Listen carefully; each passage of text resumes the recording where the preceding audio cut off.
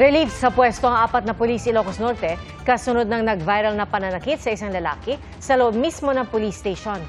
Saksi, si CJ Torida ng GMA Regional TV.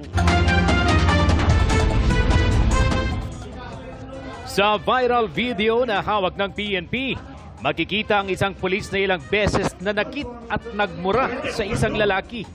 Nabidyuhan niyan sa himpilan ng pulisya sa Pasukin, Ilocos Norte noong linggo. Sa inilabas na official statement ng Ilocos Norte Police Provincial Office, mag-aalauna ng madaling araw, isang lalaki ang nagreklamo sa pulisya matapos umanong paluin ng 2 lalaki sa isang lamay. Alas 2 ng madaling araw, sumadya naman sa presinto ang 2 lalaki at sinabing sila raw ang biktima ng pamamalo. Pero habang isinasagawa ang investigasyon, hindi umano maganda ang pananalita at lumakas ang boses ng isang lalaki at doon nagalit ang pulis. Kasi po doon sa video, medyo hindi maganda daw po yung sagot daw po nung suspect dito po. Yun po yung nakatrigger at yung ibang detalye po, yun po yung inaalam pa po ng ating mga investigator po. Sinubukan ng GMA Regional TV na makuha ang pahayag ng Chief of Police sa lumabas na viral video pero hindi siya sumasagot sa aming tawag.